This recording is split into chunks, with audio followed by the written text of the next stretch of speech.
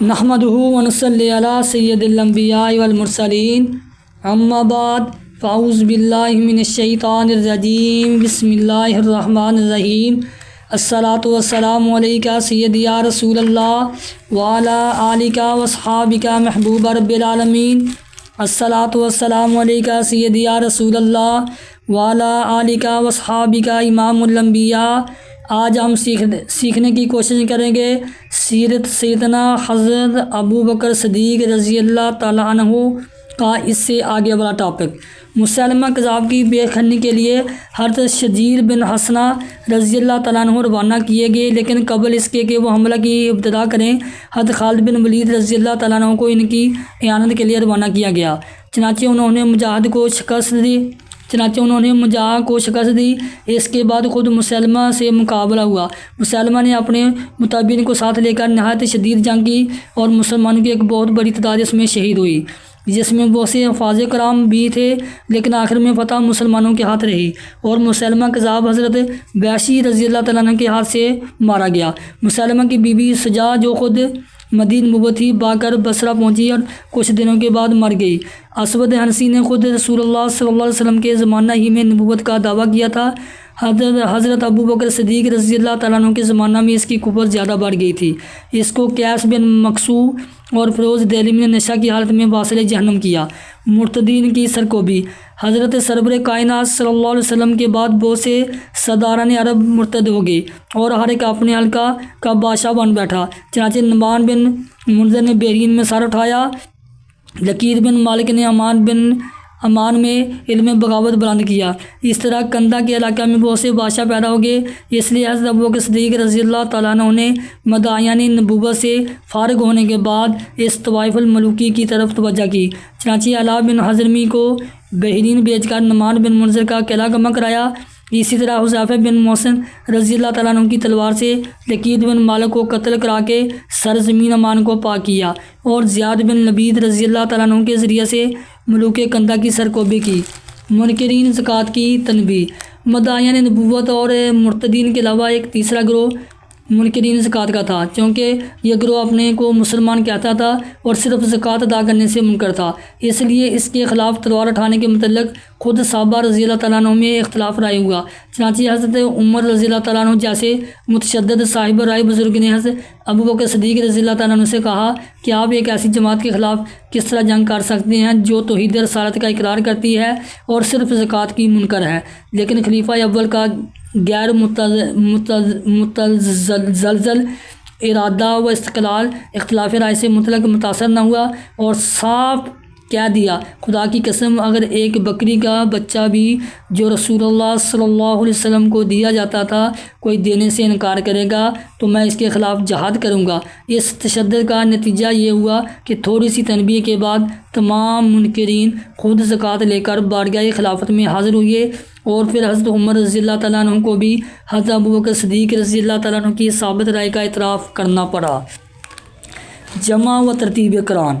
مدعیان نبوت مرتدین اسلام کے مقابلہ میں بہت سے حفاظ قرآن شہید ہوئے، خصوصاً یمامہ کی خونریز جنگ میں اس قدر صحابہ کرام رضی اللہ تعالیٰ عنہ کام آئے کہ حضرت عمر رضی اللہ تعالیٰ عنہ کو اندیشہ ہو گیا کہ اگر صحابہ کی شہادت کا یہی سلسلہ قائم رہا تو قرآن شریف کا بہت حصہ ضائع ہو جائے گا۔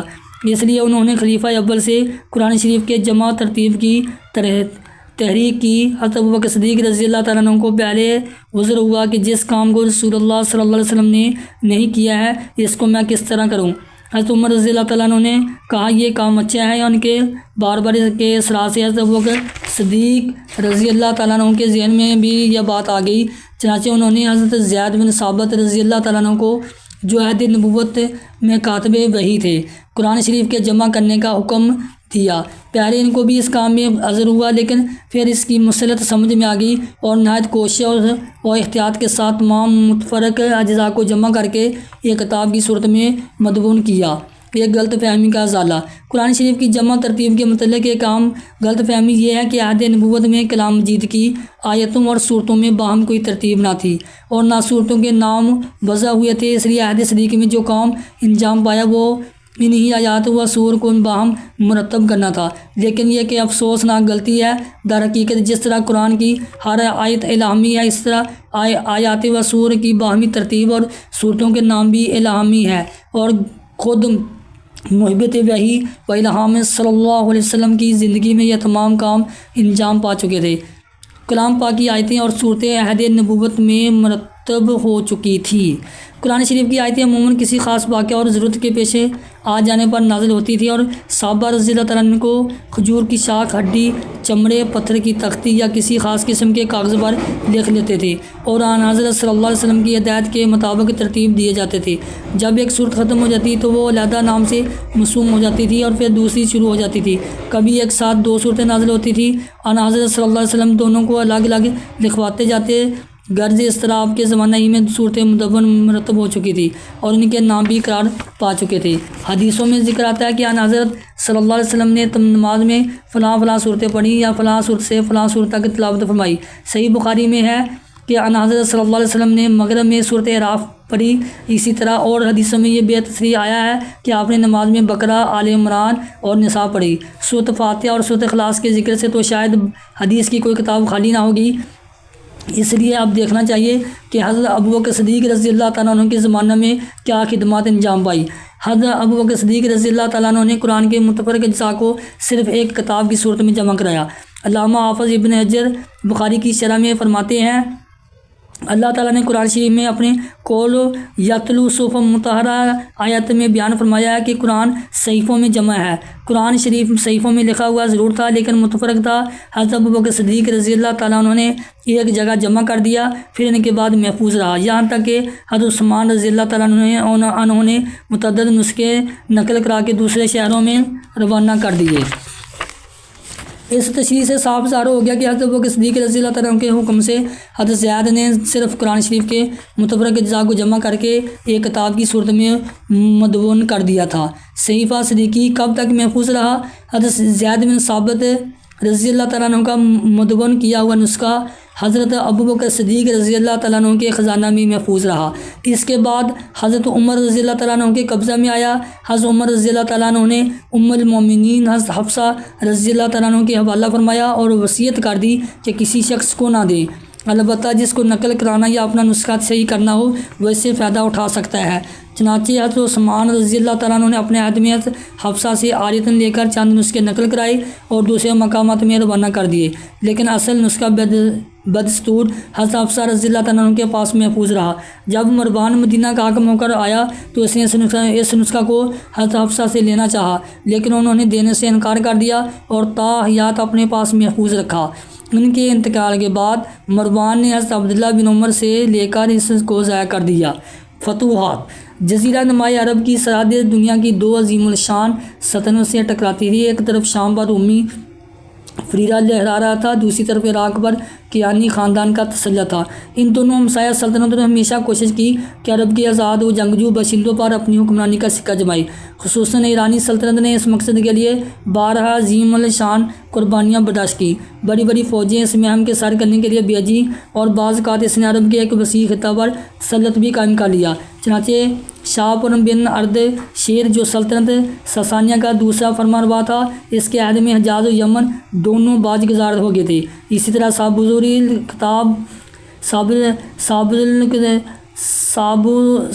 ذیل اقطاف یمن حجاز کو فتح کرتا ہوا مدینہ منورہ تک پہنچ گیا تھا۔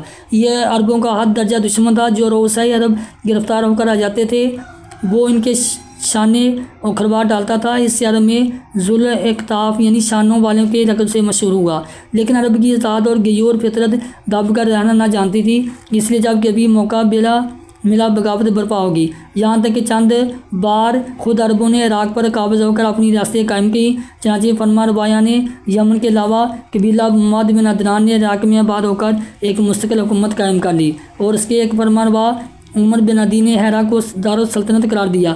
گو شاہان عجم نے ہیرا کی عربی سلطنت کو زیادہ دنوں تک آزاد نہیں رہنے دیا اور بالا آ کر اپنی سلطنت کا ایک جذبہ بنا لیا۔ تاہم عمر بن عدی کا خاندان مدتوں ایک باج گزار رئیس کی حیثیت سے عراق پر حکمران رہا اور اس تقریب سے بہت سے عربی قبائل وقتاً فوقتاً اس سرزمین میں آباد ہوتے رہے۔ غرض عرب و ایران کے تعلقات نہایت قدیم تھے۔ آن حضرت صلی اللہ علیہ وسلم کے عہد تک باہم شیر شار چلی جاتی تھی۔ چنانچہ جنگ ذی قار میں جو ایرانیوں اور عربوں کی ایک عظیم الشان قومی جنگ تھی، جب ایرانیوں نے شکست کھائی تو آپ نے فرمایا یہ پہلا دن ہے کہ عرب نے عجم سے بدلہ لیا۔ اسی طرح 6 ہجری میں جب رسول اللہ صلی اللہ علیہ وسلم نے بادشاہوں کو دعوت اسلام کے خطوط لکھے تو پرویز شہنشاہ ایران نے اس قدیم قومی اناد کی بنا پر نامہ مبارک کو پھاڑ کر پھینک دیا اور برہم ہو کر کہا میرا غلام ہو کر مجھے یوں لکھتا ہے۔ رومی سلطنت سے بھی عربوں کا نہایت دیرینہ تعلق تھا۔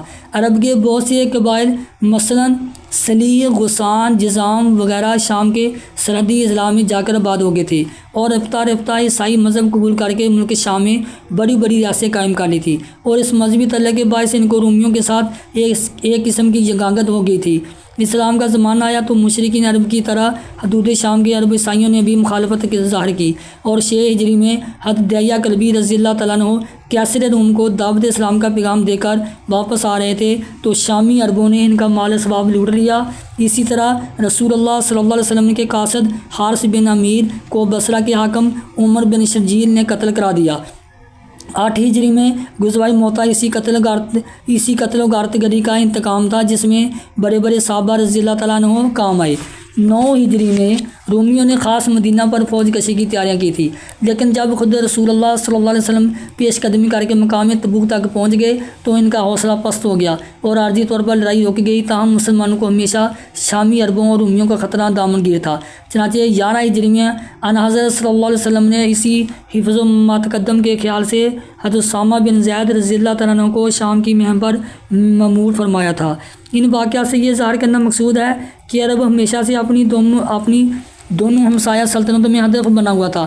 خصوصاً اسلام کی روز فروزاں ترقی نے انہیں اور بھی مشکوک کر دیا تھا جو اس نربی نونحال کے لیے حد درجہ خطرناک تھا۔ خلیفہ اول نے انہی کے اسباب کی بنا پر اندرونی جھگڑوں سے فراغت پاتے ہی بیرونی دشمنوں سے مقابلہ کی تیاریاں شروع کر دی۔ مہم عراق۔ اس زمانہ میں ایرانی سلطنت انقلابی حکومت و طائف الملوکی کے باعث اپنی اگلی عظمت شان کو کھو چکی تھی۔ یزدگرد شہنشاہ ایران نابالغ تھا اور ایک عورت پران دخت اس کی طرف سے تخت کے آنے پر متمکن تھی۔ عراق کے وہ عربی قبائل جو ایرانی حکومت کا تختہ مشق رہ چکے تھے ایسے موقعوں سے فائدہ اٹھانے کے منتظر تھے۔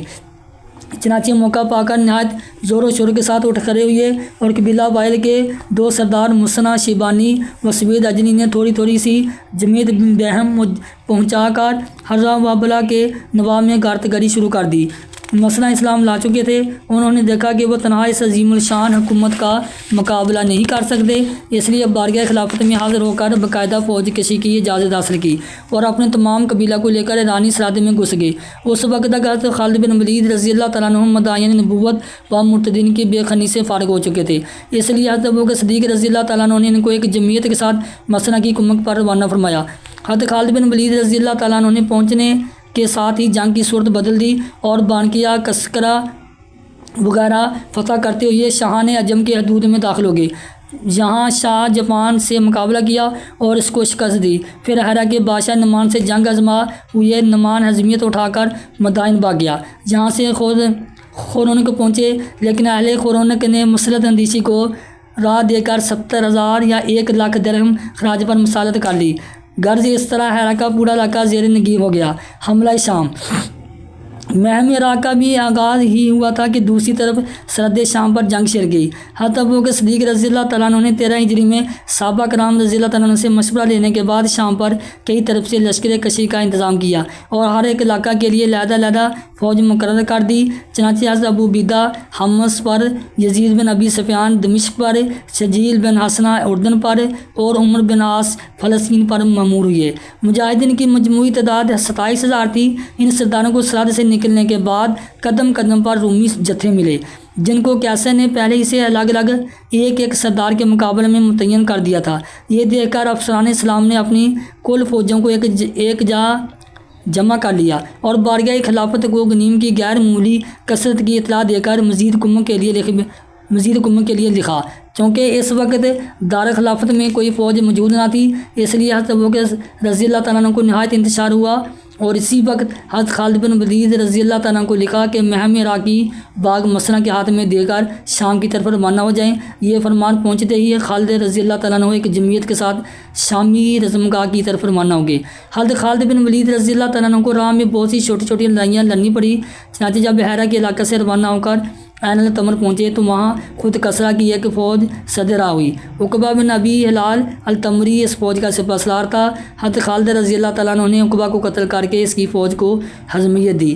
وہاں سے آگے بڑھے تو حزیل بن عمران کی زیر سیادت بنی تغلب کی ایک جماعت نے مبارز طلب کی۔ حزیل مارا گیا اور اس کی جماعت کے بہت سے لوگ قید کر کے مدینہ روانہ کیے گئے۔ پھر یہاں سے انبار پہنچے اور انبار سے سرا طے کر کے تدمر میں خیمہ زن ہوئے۔ اہل تدمر نے بھی پہلے قلعہ بند ہو کر مقابلہ کیا، پھر مجبور ہو کر مسالت کر لی۔ تدمر سے گزر کر حوران آئے، جہاں بھی سخت جنگ پیش آئی۔ اسے فتح کر کے شام کی اسلامی مہم سے مل گئے اور متحدہ قوت سے بصرہ، فہل اور اجنادیہ کو مستقل کر لیا۔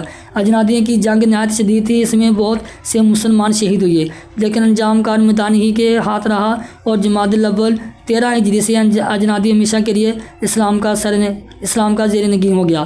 اجنادی سے بڑھ کر اسلامی فوجوں نے دمشق کا محاصرہ کر لیا، لیکن اس کے مفتوح ہونے سے پہلے ہی خلیفہ اول نے دائی اجل کو لبیک کہا، اس لیے اس کی تفصیل فتوحات فروغی کے سلسلہ میں آئے گی۔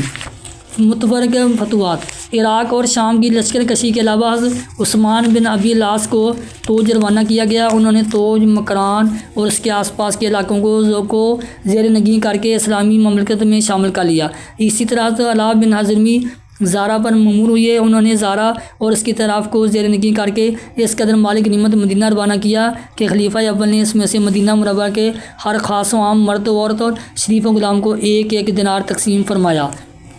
مرض الموت: استخلاف حضرت عمر فاروق رضی اللہ تعالیٰ عنہ۔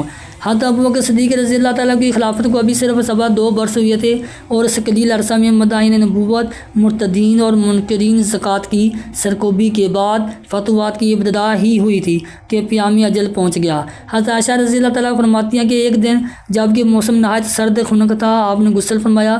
غسل کے بعد بخار آ گیا اور مسلسل 15 دن تک شدت کے ساتھ قائم رہا۔ اس سلسلہ میں مسجد تشریف لانے سے بھی معذور ہو گئے، چنانچہ آپ کے حکم سے حضرت عمر رضی اللہ تعالیٰ عنہ امامت کی خدمت انجام دیتے تھے۔ مرد جب روز بروز بڑھتا گیا اور فاقہ سے میوسی ہوتی گئی تو صحابہ کرام رضی اللہ تعالیٰ عنہ کو بلا کر جانشینی کے متعلق مشورہ کیا اور حضرت عمر رضی اللہ تعالیٰ عنہ کا نام پیش کیا۔ حضرت عبد الرحمن بن عوف رضی اللہ تعالیٰ عنہ نے کہا، عمر کے اہل ہونے میں کسی کو شبہ ہو سکتا ہے، لیکن وہ کسی قدر متشدد ہے۔ حضرت عثمان رضی اللہ تعالیٰ عنہ نے کہا، میرے خیال میں عمر رضی اللہ تعالیٰ کا باطن ظاہر سے اچھا ہے، لیکن بعض صحابہ رضی اللہ تعالیٰ عنہ کو حضرت عمر رضی اللہ تعالیٰ عنہ کے تشدد کے باعث پسو پیش تھا۔ چنانچہ حضرت طلحہ رضی اللہ تعالیٰ عنہ عیادت کے لیے آئے تو شکایت کی کہ آپ عمر رضی اللہ تعالیٰ عنہ کو خلیفہ بنانا چاہتے ہیں، حالانکہ جب آپ کے سامنے وہ اس قدر متشدد تھے تو خدا جانے آئندہ کیا کریں گے۔ حضرت ابوبکر صدیق رضی اللہ تعالیٰ عنہ نے جواب دیا، جب ان پر خلافت کا بار پڑے گا تو ان کو خود نرم ہونا پڑے گا۔ اسی طرح ایک دوسرے صحابی رضی اللہ تعالیٰ عنہ نے کہا، آپ عمر رضی اللہ تعالیٰ کے تشدد سے واقف ہونے کے باوجود ان کو جانشین کرتے ہیں، ذرا سوچ لیجئے آپ خدا کے یہاں جا رہے ہیں، وہاں کیا جواب دیجیے گا؟ فرمایا، میں عرض کروں گا، خدایا، میں نے تیرے بندوں میں سے ایک کو منتخب کیا ہے جو ان میں سب سے اچھا ہے، غرض سب کی تشفی کر دی اور حضرت عثمان رضی اللہ تعالیٰ عنہ کو بلا کر عہد نامہ خلافت لکھوانا شروع کیا۔ ابتدائی الفاظ لکھے جا چکے تھے کہ گش آ گیا۔ حضرت عثمان رضی اللہ تعالیٰ عنہ نے دیکھ کر حضرت عمر رضی اللہ تعالیٰ عنہ کا نام اپنی طرف سے بڑھا دیا۔ تھوڑی دیر کے بعد ہوش آیا تو حضرت عثمان رضی اللہ تعالیٰ عنہ سے کہا کہ پڑھ کر سناؤ۔ انہوں نے پڑھا تو بے ساختہ اللہ اکبر پکار اٹھے اور کہا، خدا تمہیں جزائے خیر دے، تم نے میرے دل کی بات لکھ دی، غرض عہد نامہ مرتب ہو چکا، تو اپنے غلام غلام کو دیا کہ مجمع عام میں سنا دے، اور خود بالا خانہ پر تشریف لے جا کر تمام حاضرین سے فرمایا کہ میں نے اپنے عزیز یا بھائی کو خلیفہ مقرر نہیں کیا، بلکہ اس کو منتخب کیا ہے جو تم لوگوں میں سب سے بہتر ہے۔ تمام حاضرین نے ان سے انتخاب پر سمینا و طاعنا کہا۔ اس کے بعد حضرت ابوبکر صدیق رضی اللہ تعالیٰ عنہ نے حضرت عمر رضی اللہ تعالیٰ عنہ کو بلا کر نہایت مفید نصیحتیں کی، جو ان کی کامیاب خلافت کے لیے نہایت عمدہ دستور العمل ثابت ہوئی۔ اس فرض سے فارغ ہونے کے بعد حضرت ابوبکر صدیق رضی اللہ تعالیٰ عنہ نے ذاتی اور خانگی امور کی طرف توجہ کی۔ حضرت عائشہ رضی اللہ تعالیٰ عنہ کو انہوں نے مدینہ یا بحرین کے نواح میں اپنی ایک جگیر دے دی تھی، لیکن خیال آیا کہ اس سے دوسرے وارثوں کی حق تلفی ہوگی، اس لیے فرمایا جانے پدر افلاس و مہارت دونوں حالتوں میں تم مجھ سے سب سے زیادہ محبوب رہی، لیکن جو جگیر میں نے تمہیں دی ہے کیا تم اس میں اپنے دوسرے بھائی بہنوں کو شریک کر لو گی؟ حضرت عائشہ رضی اللہ تعالیٰ عنہ نے حامی بھر لی تو آپ نے بیت المال کے قرض کی ادائیگی کے متعلق وصیت فرمائی اور کہا کہ ہمارے پاس مسلمانوں کے مال میں ایک لونڈی اور 2 اونٹنیوں کے سوا کچھ نہیں۔ عائشہ رضی اللہ تعالیٰ نے میرے مرتے ہی یہ امت رضی اللہ تعالیٰ کے پاس بھیج دی جائیں۔ چنانچہ یہ تمام چیزیں حضرت عمر رضی اللہ تعالیٰ کے پاس بھیج دی گئیں۔ حضرت عائشہ رضی اللہ تعالیٰ نے فرما دیا کہ آپ نے یہ بھی کہا تھا کہ میری تہذیب و تکفین سے فارغ ہو کر دیکھنا کوئی اور چیز تو نہیں رہ گئی، اگر ہو تو اس کو بھی عمر کے پاس بھیج دینا۔ گھر کا جائزہ لیا گیا تو بیت المال کی کوئی اور چیز کا شان صدیقی سے برآمد نہیں ہوئی۔ تہذیب و تکفین سے متعلق فرمایا کہ اس وقت جو کپڑا بدن پر ہے اس کو دھو کر دوسرے کپڑوں کے ساتھ کفن دینا۔ حضرت عائشہ رضی اللہ تعالیٰ عنہ نے عرض کی کہ یہ تو پرانا ہے، کفن کے لیے نیا ہونا چاہیے۔ فرمایا زندے مردوں کی بنسبت زندے کفنوں کے زیادہ حقدار ہیں، میرے لیے یہی پھٹا پرانا بس ہے۔ اس کے بعد پوچھا اب آج دن کون ہے؟ لوگوں نے جواب دیا دوشنبہ۔ پھر پوچھا رسول اللہ صلی اللہ علیہ وسلم کا وصال کس روز ہوا؟ کہا گیا کہ دوشنبہ کے روز۔ فرمایا تو پھر میری آرزو ہے کہ آج ہی رات تک اس عالم فانی سے رحلت کر جاؤں۔